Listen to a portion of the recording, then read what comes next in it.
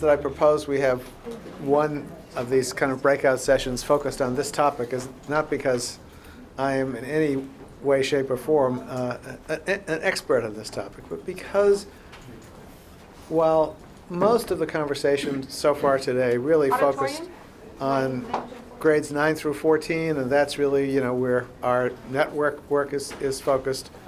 If you look at the language, the authorizing language for the Career Pathways Trust, it talks about pre-K through 14.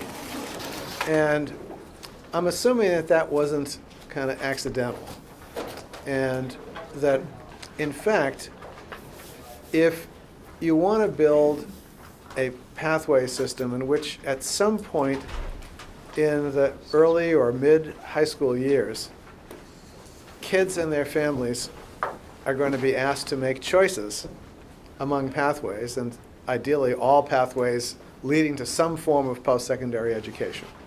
Then if you're going to build such a system, obviously you have to invest in making sure that kids especially, but secondarily their families, have enough information, enough exposure, enough awareness to the world of careers so they have some basis for making an informed choice. I mean, presumably one of the things that we're all trying to do is move away from an old world in which it was schools that were making decisions based on their perceptions about who had the ability to go on to, who was college material and who wasn't. I like to think that we're well past that. But we're not yet at a world where information, advice, exposure to the world of careers is anywhere near widespread enough. And so one of the opportunities that is created through this pot of money is to at least pay some attention to what kinds of things one might begin to do in the earlier years to get kids ready. Now I noticed, I just happened to read a report from the SB 70, 1070, actually looking at SB 70 over the last several years, and it's clear to me from that report that there are middle school projects, in lots of places in California. So it's not as if this is a brand new idea. But the question is, for me, the question on the table is kind of, how do we think about really building a kind of structured, sequential way that kids, year by year can get increasing kind of exposure to the world of careers. One statistic I didn't put on the table today, which for a bunch of reasons, is that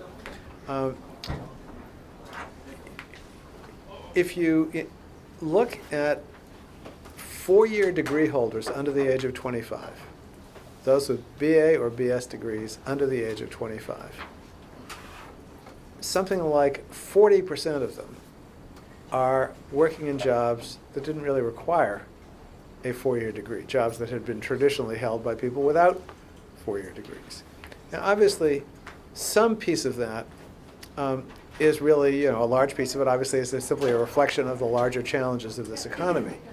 But I would argue that there's some evidence as well, and I could start citing it if you wanted, that an awful lot of kids who we think of as the successful ones, the ones who get through four-year colleges, kind of drift into higher education because that's where they're expected to be if they're from a middle-class family. They don't have a clear career plan. They don't choose a major based on any analysis of where the labor market is and what kinds of jobs that might open you up to. And then, surprise, surprise, they get out in the labor market and they find that the demand for people with psychology degrees or communications degrees or media degrees is not what they might have hoped it would be. So the point I'm making is I would argue that all kids, no matter what their intended higher education path is, could really benefit from our paying much, much more attention, starting at least in the middle grades, and some people would argue even earlier, to kind of career information, advice, exposure. Let me stop, and I'm going to ask you to do some work in a minute, but let me just kind of find out who's in the room. So how many of you come from the kind of K-12 world? Surprise, surprise, most.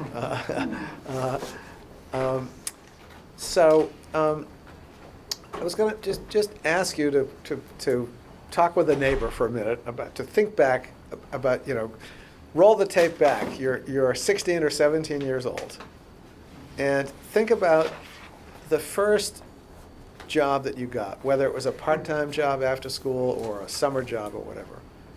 And so 2 questions really. How did you get that job? And what impact, if any, did it have on your own thinking about imagining yourself and a career and the future work experience? So what was the first work experience you had? How'd you get it, and what impact did it have on your thinking about yourself and the possibility of careers? So let's just take a couple of minutes and chat with a neighbor about that. I have my screen.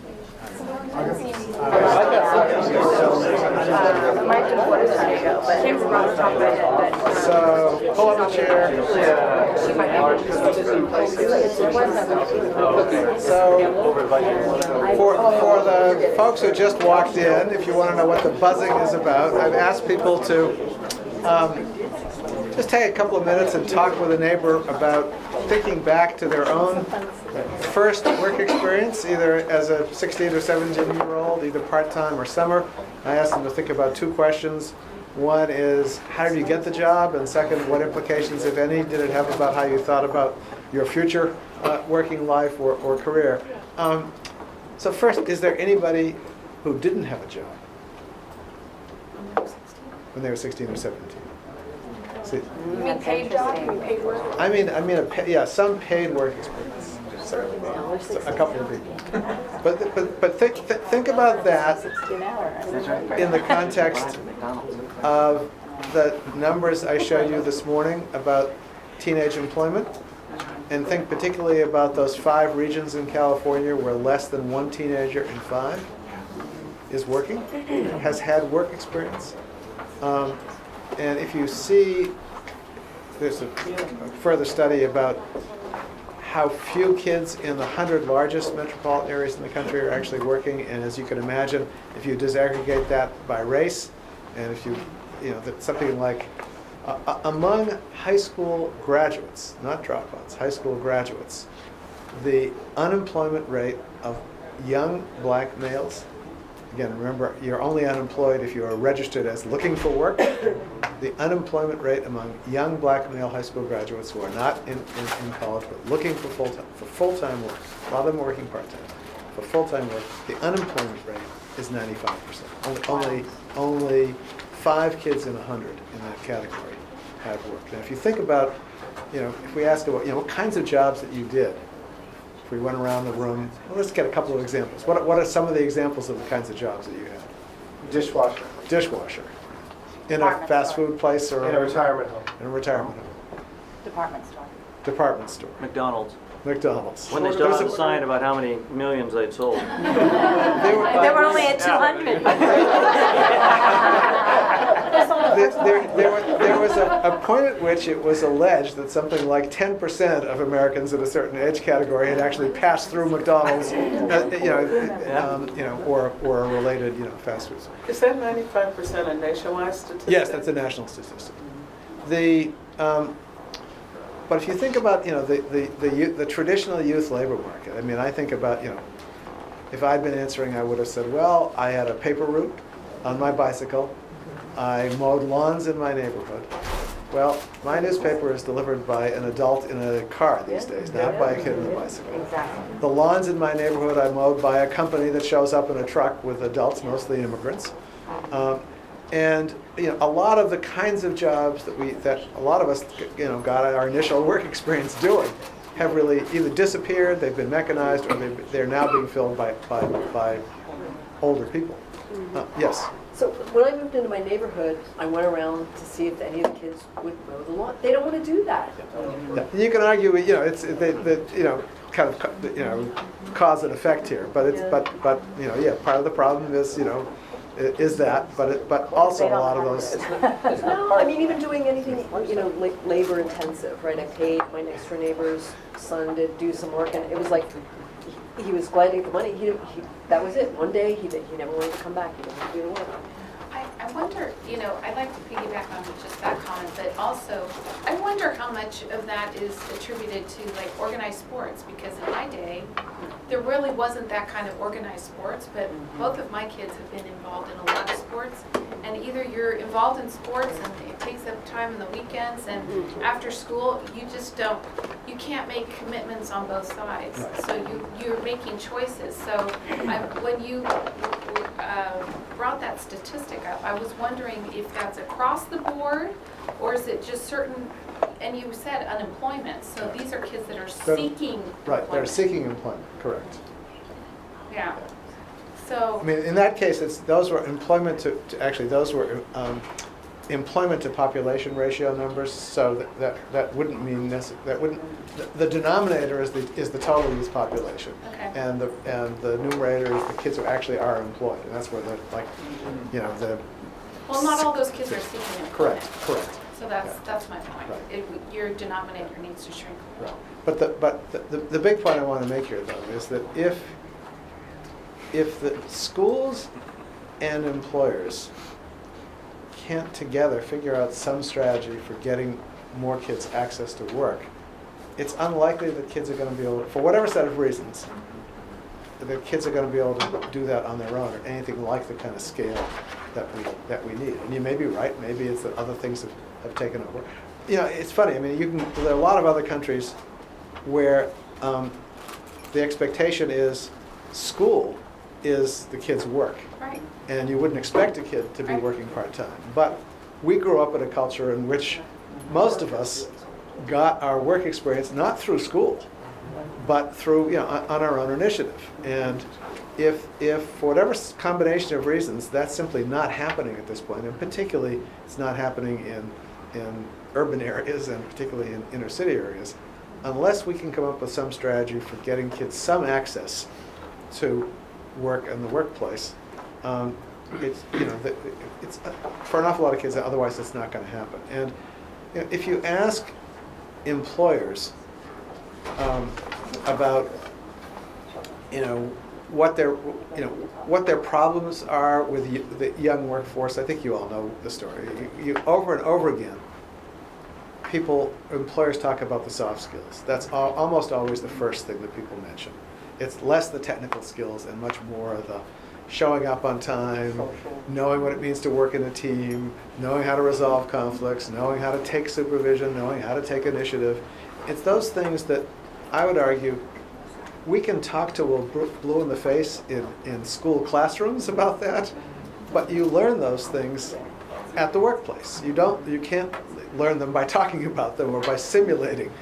So that, to me, is a huge reason why, almost independent of what the workplace is, getting kids early on some exposure so they have some understanding of what the norms and expectations are in almost any work setting is really important. Yes, jump in. So, Bob, you're using the word work. Are you using that intentionally to mean paid employment? That's a great point. Or are you talking about any kind of exposure to the workplace and industry professionals? Well, that's a great point, because I actually think that if we're talking about organizing experiences at scale for kids, not only does it not have to be paid, but the real message is getting them into contact with adults who are working in whatever kind of environment that is. And I think, you can learn a lot of those kind of softer skills by observing and by doing in a pretty wide range of settings, some of which are not traditional, quote, work, and certainly not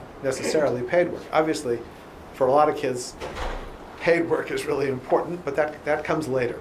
I have a question Yes. about that, though. Isn't there some heightened level of accountability and responsibility when it is a paid work situation? Sure.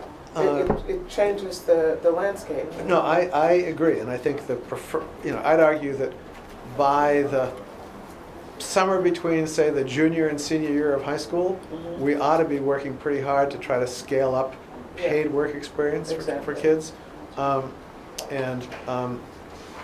In the session on the other side of the hall where Josh Bruno works with this Boston intermediary organization they run a 3,000, 4,000 kid summer paid work program with, drawing out, and it's almost all private sector. And that's powerful, that's important. But in the earlier years, I think a lot of the qualities you want kids to be developing can be done through service learning, through various kinds of field experiences that put them in contact with adults who are seriously engaged in some kind of, work-like activity. As I say, it doesn't, So I don't think you'll find any disagreement in this room with respect to what you're saying. But in order to make this really happen, the world of work has to come to the table and say, we are partners in this. Right. Because we understand that this is not something we can do. Yet I always feel continuously like it's something we're supposed to be doing, and we contrive situations to try to get there, or build structures like a full internship program to get our kids there. But there needs to be some, because the money they're spending to train employees could be spent almost on the front end, so they wouldn't have to do it on the back end. Yeah, I mean, that's why I began by saying this is a problem that has to be solved, in my view, by educators and employers together. It can't be done by schools alone, and it certainly is not. We shouldn't expect it to be done by employers alone. But we have at least one employer in the room, and there are. I said, yeah. I just don't think it's very realistic to think employers are going to come to the table, on their own volition. The point you made about in other countries, kids' job is to go to school. I mean, the other half of that is that those are probably the same countries that integrate academic and career education. Right. So, it's a different culture. We don't have a culture of that in this country. Well, We don't have a culture of integrated career education. We have optional CTE, and even career readiness is not. It seems to be still a jump ball about whether career readiness is going to be interpreted in California as something that's relevant for all students, right. or just something to be measured in terms of whether schools are offering career programs. And I think that would be a disaster in terms of this opportunity for schools to become much more, in around career education. So Yeah, well, the question is, you're right to say we don't have that culture. The question is, can we take some steps toward building that culture? And that's what I think, in some ways, the work that's been going on in California, whether it's through the academy model, whether it's through the RMPs, whether it's through freestanding CTE programs, whether it's through the community college, we're moving in a direction, I think, where there really is much more attention to this, and where there is much more interest in trying to figure out how do we get out of the forced choice. It's either academics or it's technical education, and really move toward a more integrated, kind of model. We're never going to be, we're never going to have the kind of fully developed programs that that Nancy was describing in her part of the presentation. But the question for me is, are there some underlying principles that we can begin to adapt in our setting and learn from? And for some of the examples we heard on the panel with Susan and the other employers this morning, suggested that employers are thinking more about a kind of range of different kinds of things that they can offer, from job shadowing to sending people into schools to hosting groups of kids in the earlier grades. I assume some of that is what goes on in the larger companies. Then there's always this question of how do we scale up? How do we engage more and more employers? But I do think that there is a latent understanding on the part of an awful lot of employers about the importance of trying to get more career planning, thinking, exposure into classrooms earlier in the game than we're now doing. And one of the points that I didn't make this morning, but I did want to, which is, and it goes to one of the charts that Nancy showed. I think, business people need to see a return on their investment. So, I get what Paul is saying is, we could make the investment early or we can make the investment later, but by proving that by making that investment earlier, and we can work together on developing what those metrics are, I think that will be helpful. But it's more than just the dollars to pay for the internships. When we bring interns in, it costs us in terms of productivity as well. I mean, I've worked hard to convince our internal folks that, that they really want interns, you know, and it's taken me, I've only been, it's about 3 years, it's taken me 3 years to actually now have more requests than I can fill, which is a good thing, but I have to continue to sell that internally. So, but from the school point, you know, we need to be able to show, and I know Nancy had a chart, I don't know where the numbers came from, that by having, you know, this start earlier, and that investment is well worth it for the benefit of the company and the economy and all of that. The one, yeah, we'll move around. Let's go to this side of the room here. Yeah. So I think the opportunity is, especially with the California Career Pathway Trust and the interest that it's kind of created, is to be able to shift our mindset in the state around work-based learning as what has always been a nice-to-have opportunity for kids to an expected part of every child's education. And that shift is a significant one that needs to happen at the grassroots, you know, with parents, with students, with employers, with community members, among teachers, right? The challenge, I think, in doing that, and I know you're from a research institution, Bob, is that we don't have any good research that I've ever found to show that work-based learning has a significant impact on students and their futures. If we could get such research in the, you know, I don't know, reasonable period of time, it would be helpful to make that case. There's, you know, again, we don't have any research in the U.S. to support that. There's a pretty substantial body of both research and experience. Part of the problem is we don't have the experience and scale on the basis of which to, you know, to do the research. Yeah. We do have, I mean, it's interesting, the Career Academies model does have a research base behind it, but that, at the time that was done mostly, you know, there was not typically work-based learning built into that, you know. That told you more about the power of using a career theme and integrating. But you know, that's you know, you make a good point. Yeah. I'm coming at this from like sort of the minutia point of view as a school teacher and a work-based learning coordinator at a high school who is trying to create this system that's non-existent in my school, or has had small attempts made. I think part of the conversation that kind of came up a little bit this morning was that there are rules and frameworks that kind of disempower schools to change their school day so that they can make this happen. Rules that are not just barriers from the union, barriers that are from the state education rules, the universities, the A through G requirements that don't accept these as legitimate coursework. So these things have to be changed at policy level, and like I have to be freed up to change the school day at my school instead of just have this seat work, and so we find creative ways to do that at our school, but then it's kind of hush-hush that we're doing those things and we can't be models because we don't want to necessarily reveal that we're, changing the minutes around or this, not because we're doing non-relevant things, it's just that we're bound by certain things, certain other things. So from the teacher standpoint and from the coordinator standpoint, these are challenges we have, and things that did come up, but citywide support of things like bus passes and rail passes for our students, because I was lucky enough to have a car in high school, but most of my kids don't. Most of the kids that need these services don't have that.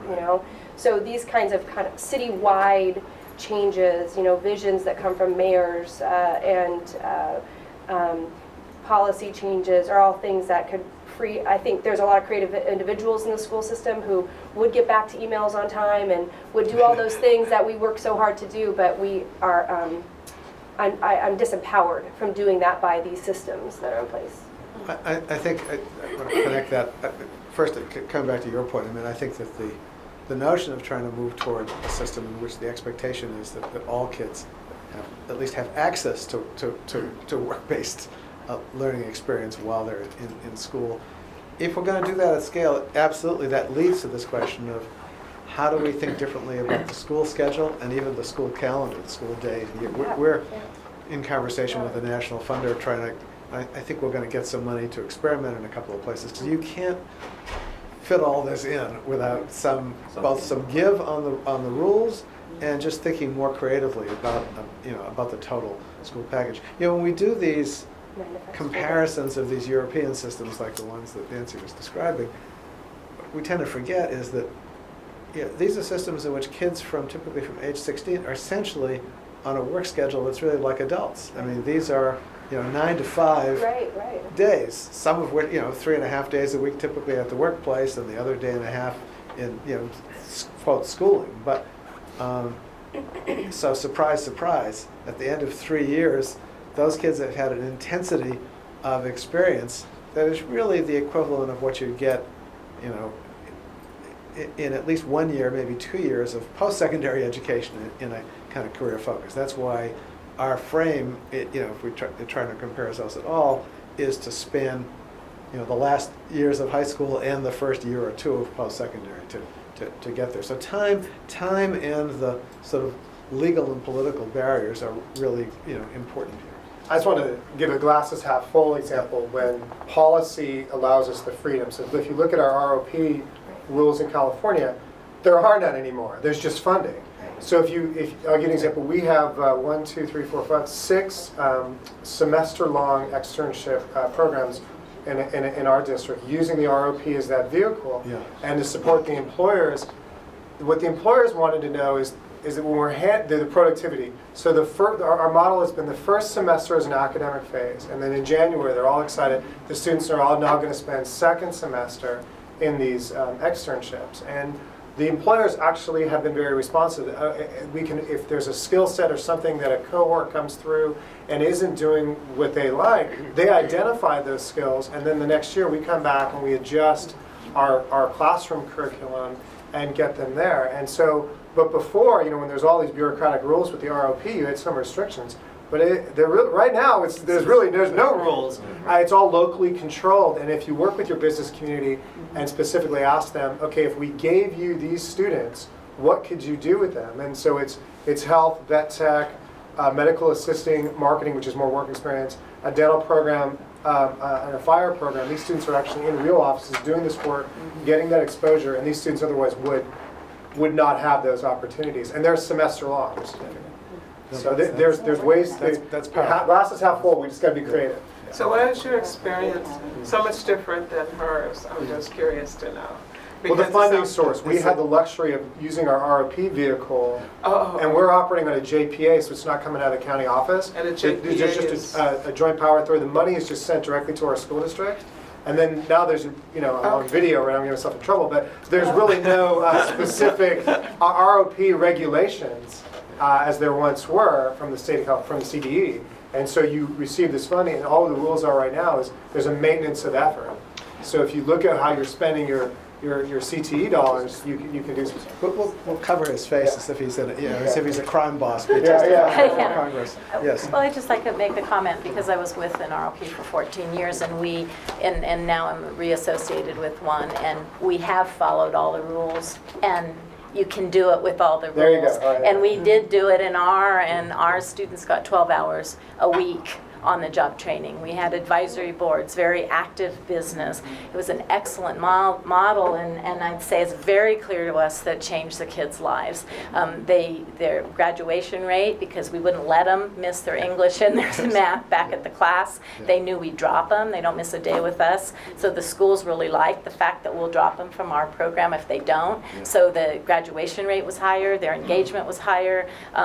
Some of it was paid, most of it's unpaid, but they're getting credit. So it doesn't have to be paid. I'm in a new place where they're like, why would kids want it if they're paid? Well, paid was the minority from where I came from. So the issue is some are successful and some aren't successful. Some were rigorous and high level quality and some weren't. And I think my concern about the block grant is that some will have it and some won't, whereas I don't, again, I'm ready for change and can move forward, but the reason why the ROP program, which enjoyed $350 million worth of the budget, now, we have $250 now, but you don't have that, was that it was regional. I mean, there were those ROPs that needed to step up, and I really agree with those things, but we're moving away. If we don't have something instead of that, then every kid won't have access. And I really believe in working together and not siloing, but I'm really concerned that a model that that has been in place that has been regional. Let's make that model better, but abandoning a model where some kids will get it and some kids won't. The last comment was, the greatest challenge, because over half of our programs had a true work-based learning component, which was they were in jobs, was access. Because transportation will continue to be the issue. So I support people who say everybody can't be on the job site. It's true. But we have these pockets of excellence, and to abandon some of them or start again or talk about things that they're new that aren't, we really need to look at best practices, and maybe we have a number of best practices and not just one. Yeah, no, that's a really good point. I mean, I know there's been some conversation around the trust and trying to figure out can some chunk of money be carved out of that to basically to support a kind of best practices strategy on the premise that there are places that have really done this well ought to be laboratories where others can come and visit and learn. Yeah. I'd just like to, along those lines, I mean, really advocate strongly that we do in California have models that are working with kids before they get to high schools, before they're in a multiple pathway, before they're making those decisions on career readiness, on career counseling, on middle grade CTE classes, hands-on experience. We had a grant program a couple years ago where a number of sites around the state had each individual kid in the middle grades develop a career plan along with an academic plan based on career exploration, hands-on career experience. And if we had a career readiness policy in California, or a definition, that kids would have these competencies by the time they left school, then you have the house where you build in career exploration, you build in various ways, and you build in workplace learning because you have a plan for every kid that includes careers. Yeah, it's one of the states that we're working in is Georgia, where there's now a state requirement that every kid coming into high school have a career plan, and the plan get adjusted every year. This handout I'm passing around, at least, is something that's hardly unique or original to us, but it's something that we've adapted from a Massachusetts framework, which just begins to get at this question of if you were wanting to design programs that systematically from the middle years on move kids along a continuum from awareness to exploration to immersion.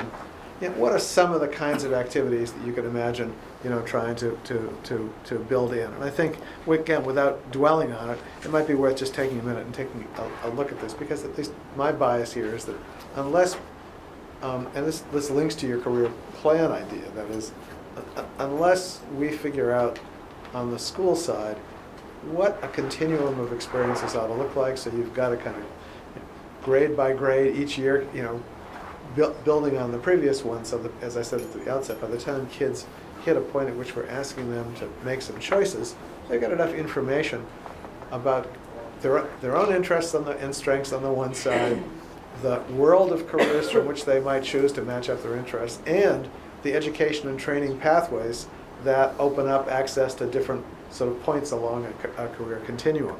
And when I in my first kind of exercise, what I didn't double back and ask you about was the impact of your initial work experience on your own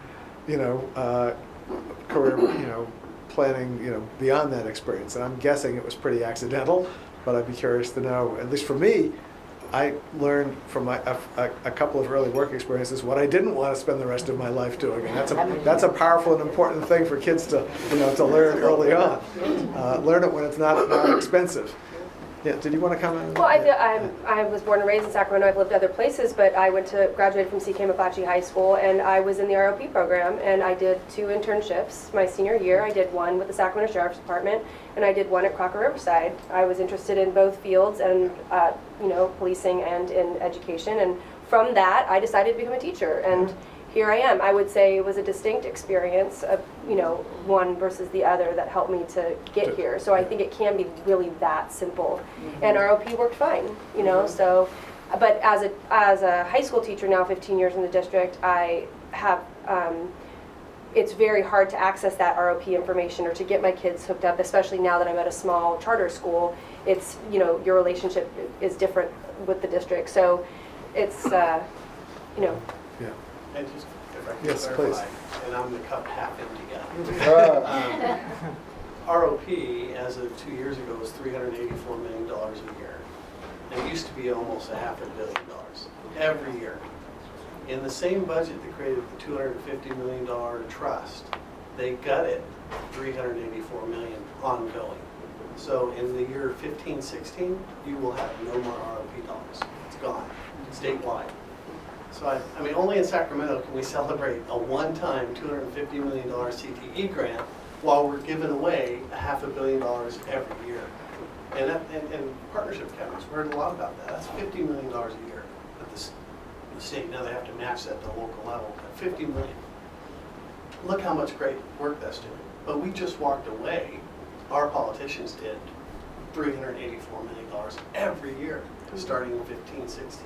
So when we look at business, can we look them straight in the eye and say we're committed? And we hear about college and career readiness. Yeah. To most of the elites that are defining career readiness, it is college readiness. Yes. Because if you're literate and you can do math, then you're a good employee. So I really think there's a profound disconnection between universities, K-12, and the real world. I was going to comment on industry, and I think it's great that when we can get those partnerships, obviously that's not going to work for everyone. And I talk to a lot of folks from industry. I'm a industrial arts teacher, as a matter of fact, one of the few left. Yeah. And every one of the industries I've ever talked to, including Nancy Pfister, who represents the woodworking industry recently, says they don't have time or money or the inclination to put a lot of money into beginning training. They can do advanced training. They're not going to get these people out of our schools and do beginning training. It's just not going to happen. They're going to do what a lot of businesses have done, go overseas or go out of business. And a lot of them are trying to come back. They want to be here. There's been some really great articles about that, especially with advanced manufacturing. But we don't have the workforce, and they're hurting. So we really have to think about how can we help our industries and make those connections. And one of the ways, I kind of run a unique program where my kids actually do work. In fact, I have been the proud father, so to speak, of giving out the first paychecks.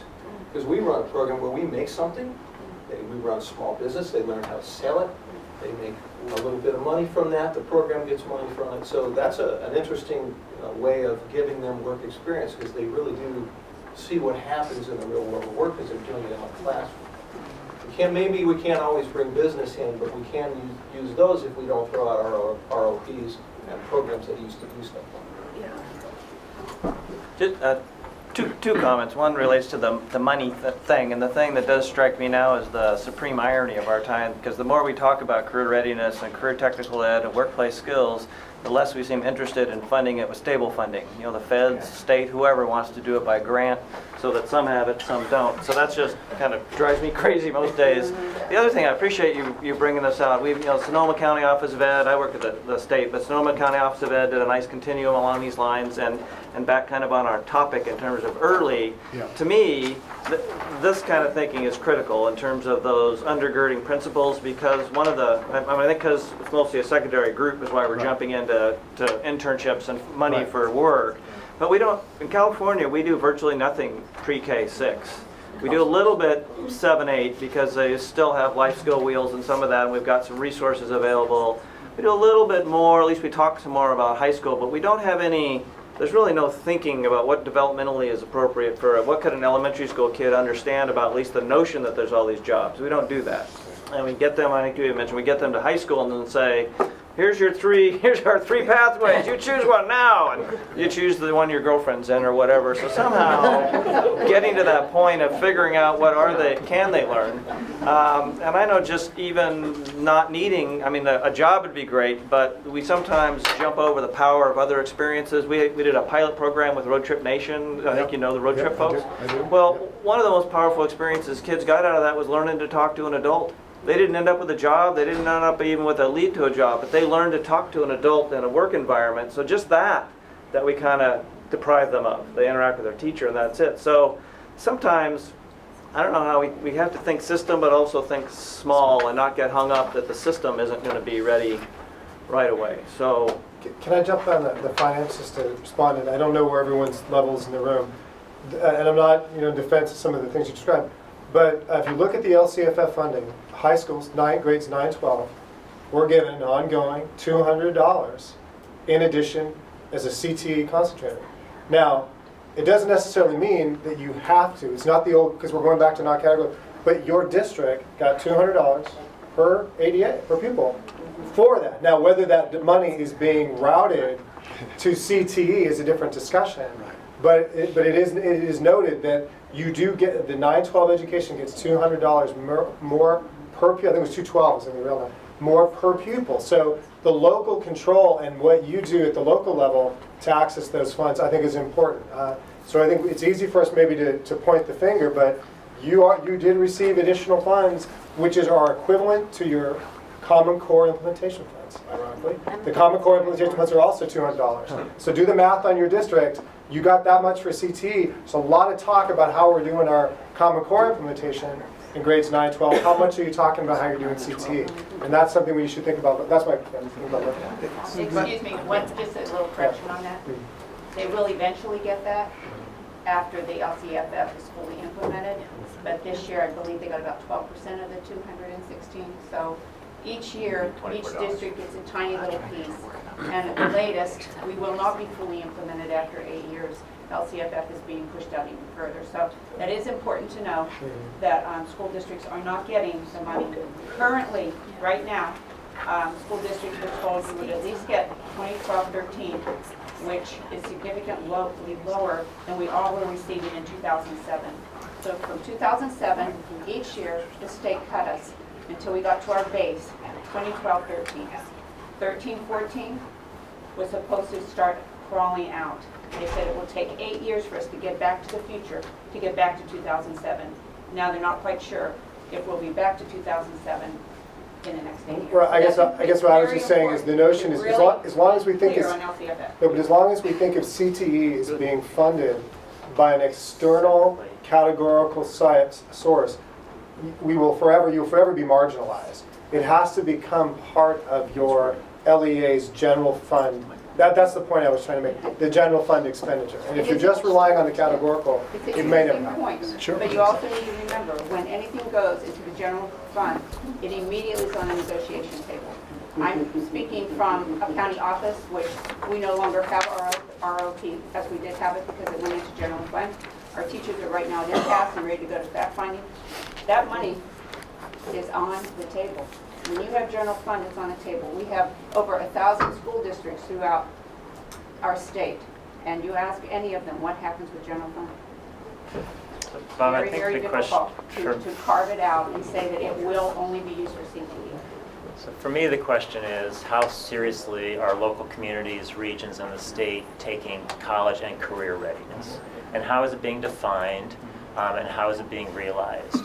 Because the reality is, there's yes, opportunity to cut CTE dollars and just make it college readiness, or there's opportunity to significantly increase CTE dollars, with LCFF, and be serious about college and career readiness. And so it's kind of, I think, incumbent on all of us to help define what college and career readiness means. And so at Connect Ed, we've done that with the college and career framework, and that's playing out in districts and regions that are defining graduate profiles, and Sacramento's done this, Antioch's done this, Oakland's done this, Long Beach, LA.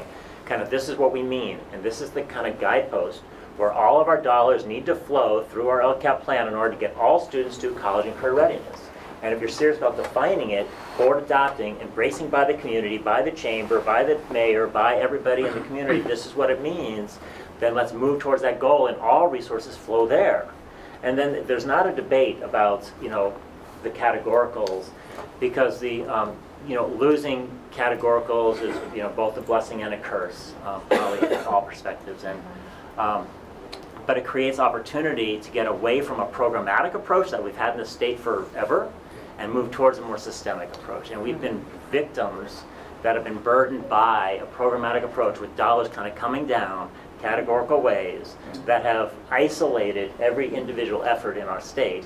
And we have opportunities to have comprehensive plans that lead somewhere, and opportunities to come together in a collaborative way, not only across districts, but across regions and across sectors, to do something meaningful. And it's just a question of leadership in local regions and local economies, and to do something with it.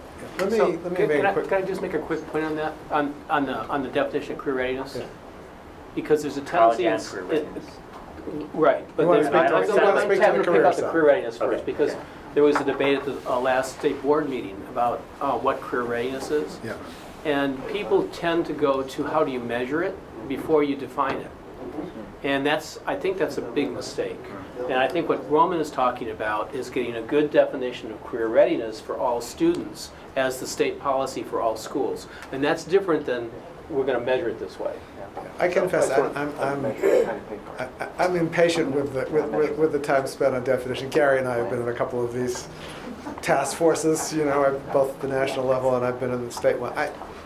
I think it's now pretty clear that the best evidence of college readiness is the successful completion of one or more college courses while you're in high school. We now have, I cited some of the statistics this morning, we now have a lot of evidence from the early college high school movement and from dual enrollment that kids who successfully complete college level work, ideally done on a college campus, because there's a cultural piece of this, not just the coursework, that's a much better predictor than trying to extrapolate from assessment results on some assessment, that's administered in high school about, predicting, how valid a predictor that's going to be for college. I'm trying to argue analogously, this comes back to your point about work-based learning.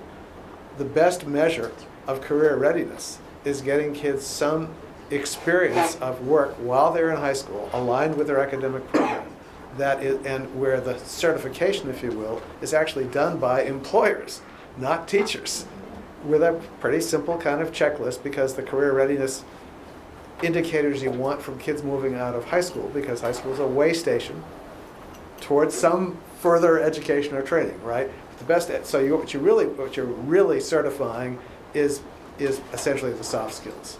This kid has demonstrated effectively that in a work setting, he or she can do the following, 15 kinds of things. And to me, at least, that's a rationale for really trying to build up the notion that we need to universalize some kind of aligned internship, work experience, whatever, as part of every kid's high school experience. If we really are going to get to kind of parity between the academic and the career measures, I think that's at least one strategy for doing it. And we now have, you guys probably have them, and I know I've seen a bunch of assessments that can be filled out in like 3 minutes by employers that will kind of quickly give you the kind of basic information that you want. But again, this comes back again. We're not, if we're now operating from the premise that everybody needs not simply to graduate from high school, but some form of post-secondary education, then the issue is not certifying the kids are ready to go to work. It's certifying, this is not something that it is certifying that as they leave high school, they've had both exposure on a college campus and exposure at a work site, because presumably the next stage of their lives for most kids is going to be some combination of those two things. At least for urban kids, they're all going to school while they're at work. While I'm on my soapbox, one more point particularly around employers and community colleges. When you look at the really staggering statistics around the community college dropout rate, which is it's a complicated set of issues. So for first-time, full-time students, less than 1 in 3 is actually completing within 3 years. And obviously, there are lots and lots of reasons for that, and Bryce Harris and others from the community college side can say with legitimacy an awful lot of kids show up who aren't academically prepared. But the other thing is, virtually everybody, at least in urban community colleges, is working while they're going to school. And because we don't have a strategy to really align, we don't have the norm that kids are going to get work experience that is aligned with their academic program. So those two things are two complementary pieces of a person's life. They're not two things that are competing for attention and time and resource. Unless we can solve that problem, I don't think we're going to make a lot of other headway, at least dramatic improvements on the completion side on the two-year institutions. Other people are trying to get in here. I'm sorry, we're not boys. Get 5 more minutes, 2 or 3 more people.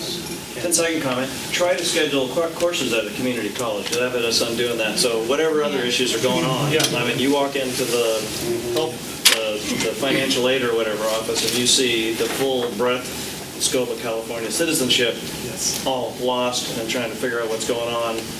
So that's why I do think that there's, at least I would strongly encourage, as this Career Trust RFA kind of gets completed, that one of the things that consortia have to address is how they're going to get kids admitted to and started on these programs of study while they're still in high school. If you leave it to an 18 or 19-year-old to have to negotiate that transition on his or her own with 55 adults in front of them in the line, not going to happen.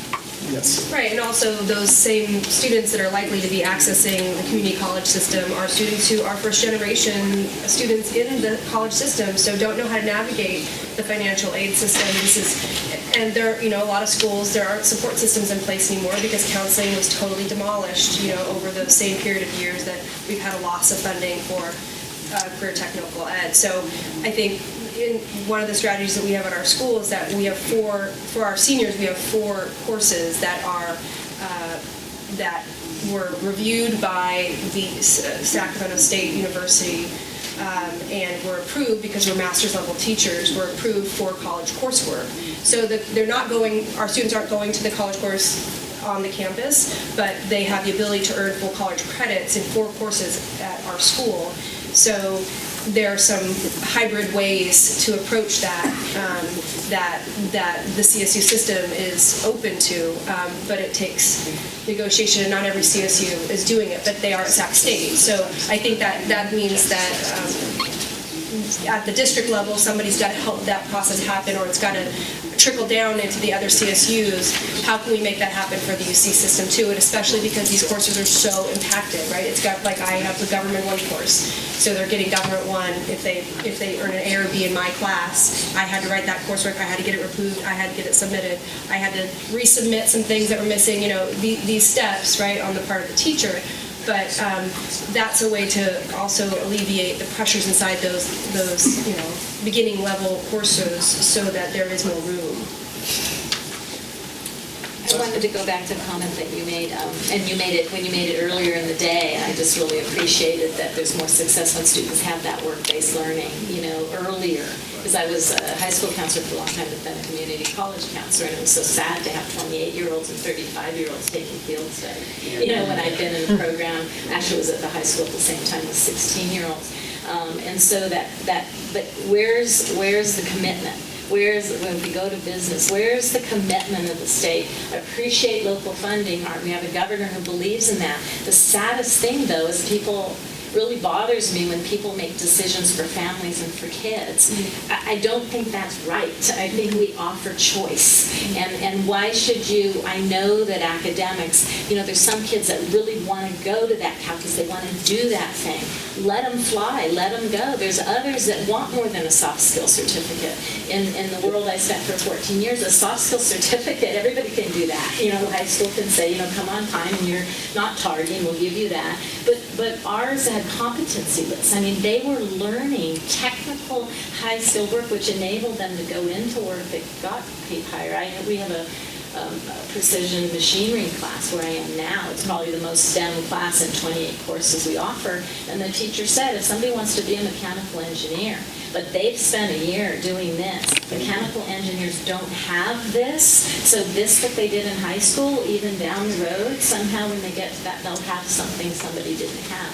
And I'm afraid that, I only know this much of my world, but there's so many people who know so much more. So last comment was just local funding.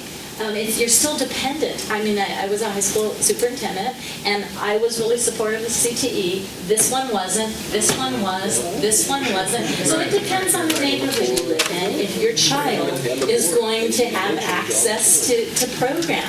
And that's why we go category, not categorical. The good thing about categorical, and why did it come along? Because people left on their own were not paying for necessary skills. Have special ed just be whatever. Throw special ed into flex and see what happens. Well, we know better. But are we not doing that when we're breaking down every categorical and saying if it's important, I appreciate Roman's comment, if it's important enough, then it should be a choice.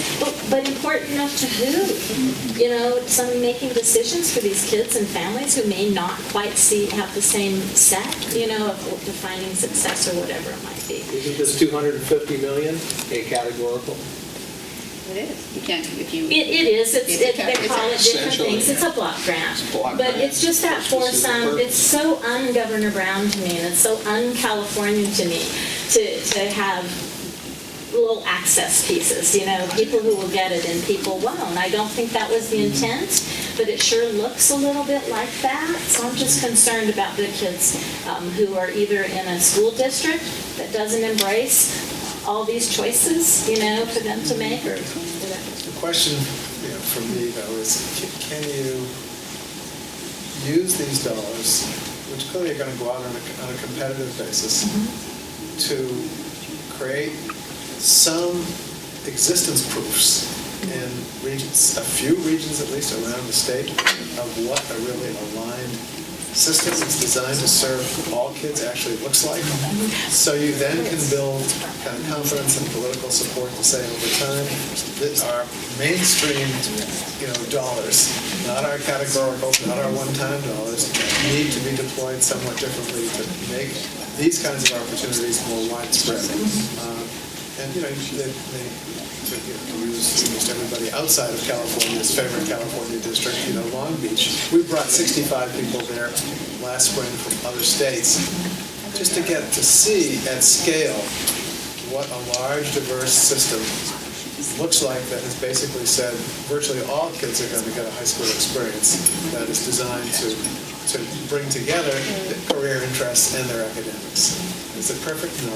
But the point is, it's at least, it gives you some vision, a glimpse of what a full-blown system that really did integrate academic and technical education could look like. And one that's also happens to also be very well connected to its two post-secondary institutions. And I just want to say that I agree with you completely. That's how you get models of excellence. But when the other, you know, if everybody else still has that shot, but when the funding that supports other things going on for all while you're building those excellent goes away, that's what's problematic. Yeah, but the good news, this as I read it from the outside, is that because the pendulum is now, you know, the California economy is stronger, you're in a surplus situation. It looks, from listening to Senator Steinberg this morning, it looks as if, you know, at least the relatively near term is going to get even stronger.